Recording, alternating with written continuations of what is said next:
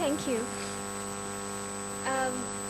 My talk actually connects a little bit with the presentations by the first and second presenters, and I'm happy to say I can trust that you now understand quite a lot about economic social rights, the right to development, even the human rights approach, capabilities approach that were talked about by the first and second presenters.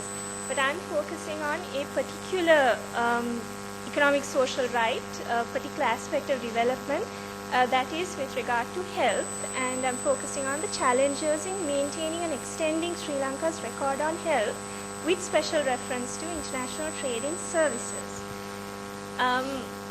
The main theme of this conference is Sri Lanka as a hub in Asia. We know that Sri Lanka has always been an important strategic trading hub in the region from ancient times.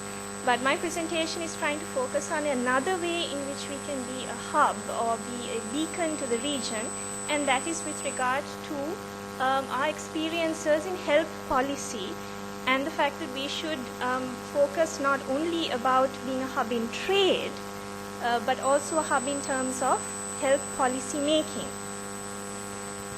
My paper, the contents of my paper are like this. You can see that it's focusing a little bit about something called the GATS, which is the General Agreement on Trade in Services. But for the purpose of this presentation, I will pick a few, let's say a few themes out of that paper, which I want you to focus on today. And the focus of the presentation is this. My thesis for this presentation, in a sense. Sri Lanka's national policies on health have achieved commendable results. In this, we can be a beacon to the region and to the world. These policies are not designed for increasing expenditure, production, or trade, but on health outcomes and human development. It's not merely economic development, but on human development, and that is something that we have to, I think about a little deeply. And in relation to this issue of trade and development, we need to assess international trade in health services, and for that we have to also include the WTO GATS agreement from this angle, and I will say something more about that later in the presentation. Now in my paper I've referred to three main value systems in the discourse on development, and all three value systems have been incorporated in Sri Lanka's development policy from the time of even before independence, I could say.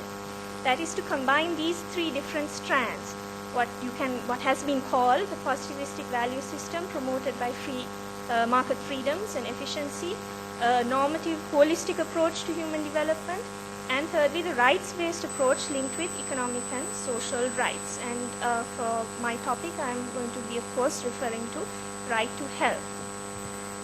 So this is sort of simplified version of what I'm trying to argue.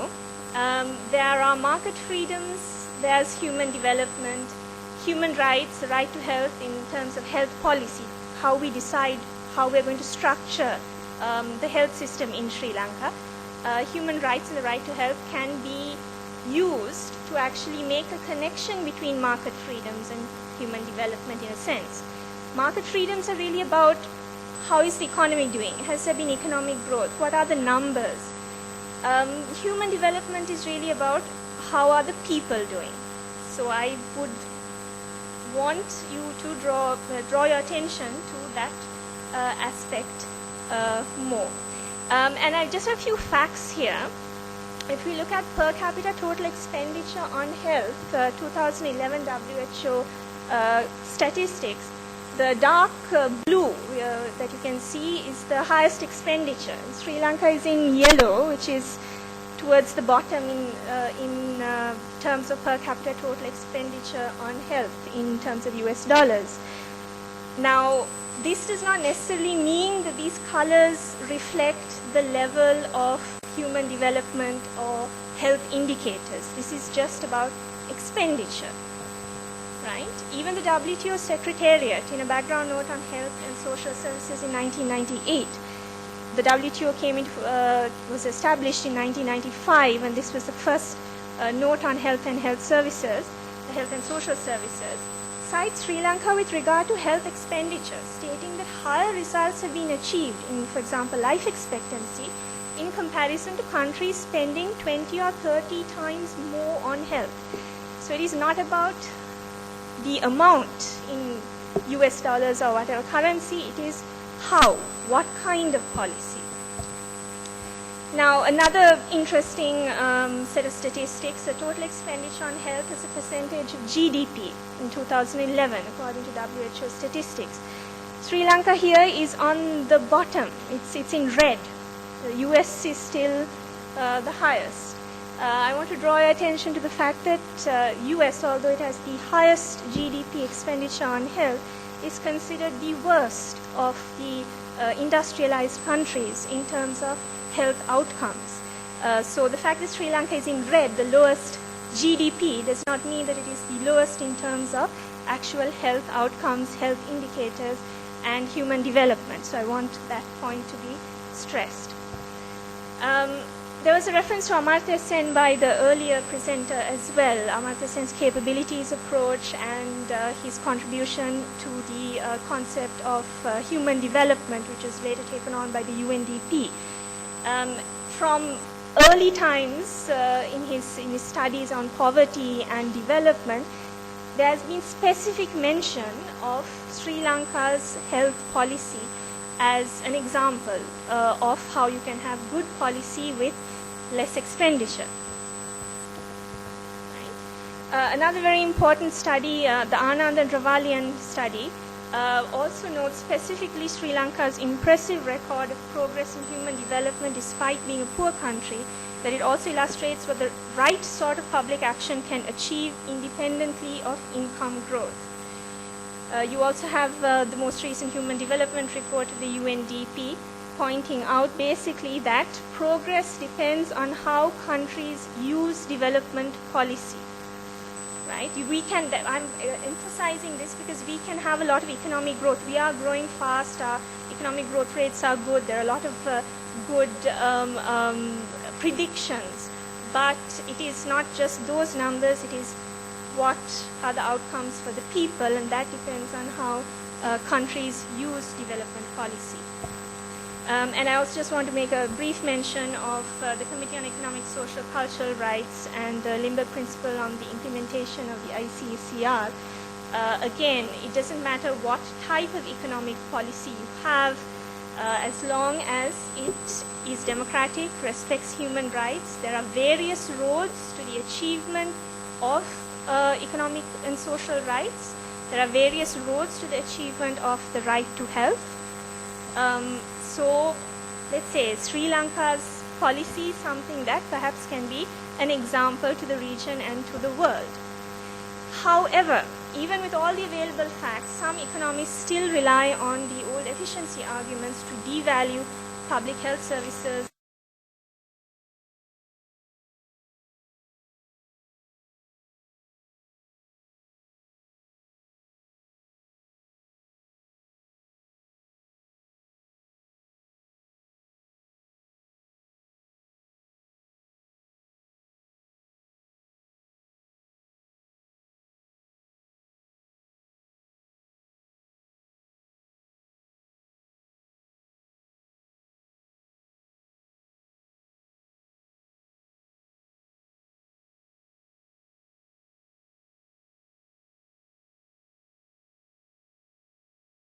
In other countries. But I'm not going to go into that in too much detail because I want to move on to the issue of the WTO.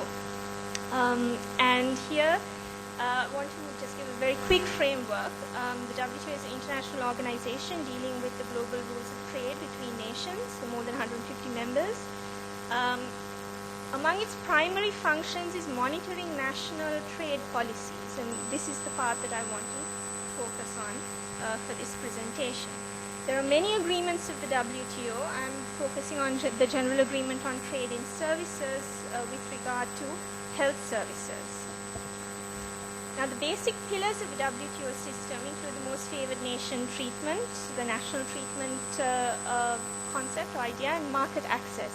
Now, for the GATS, there is a little bit of flexibility in terms of national treatment and market access. We don't have very much choice about MFN treatment. Now, a lot of people say that the GATS is therefore very flexible. It allows for more national policy. It allows for variations in how you would deal with a particular service. Now, the GATS framework, when it talks about national policy in the early Uruguay round negotiations that led up to the WTO, talked about respect for policy objectives of national laws and regulations applying to services. In 1995, the preamble to the WTO agreement also refers to the social objectives of raising standards of living, but does not specifically talk about respect for national policy objectives. The preamble to the GATS, because of the sensitivity of the whole area of services, refers to due respect for national policy objectives and also to the desire to strengthen developing country domestic services capacity, their efficiency and competitiveness. Now, this sounds okay, right? But however, it is only in the preamble of the agreement. Now, the issue is whether this respect for national policy translates into something concrete in legal terms within the framework of the GATS. I have just highlighted some of the aspects. Is there a public service exemption in the GATS? Only if they are neither commercial services nor in competition with other service suppliers. And that is something that's quite difficult to argue in the way that we have the public-private connection in health services today, even in Sri Lanka. Is there a freedom not to schedule commitments? These are commitments for national treatment and market access that I mentioned earlier. Well, you can avoid it, but realistically, there is an obligation to progressively liberalize services according to the GATS, and there are also real-world pressures from powerful economic states for us to open up our markets. Then there's another important point. There is a negotiating mandate for subsidies within the GATS. The rules are yet to be confirmed, but we need to be aware of this and participate in this and make sure that subsidies for public services, or even specifically subsidies for public health services, are not included in WTO GATS rules. And for that, we have to be aware and active and participate in the negotiating process. There are also exceptions: public morals, human life, and health. And it has been argued that right to health can be brought in under these exceptions. But just to point out, the exceptions are the last resort. It's the final safety net when everything else fails. And there we have to argue that the measures that the country took to protect public health services are necessary according to the structure of the exceptions and the case law that has developed in the WTO. So, conclusions for health policy in Sri Lanka. It is important to formulate a comprehensive national health policy to utilize available expertise, because I think in Sri Lanka there is a lot of expertise on this area. There are people who have been advising internationally on this and advising the WHO on this. So yes, we have expertise. The health ministry must work closely with other relevant government ministries and departments, including the Commerce Department and the Ministry of External Affairs, especially with regard to international trading services. We have to maintain awareness of the implications of the WTO system for health. We have to support and promote pro-poor and pro-development interpretations of WTO law as lawyers working in international trade and human rights.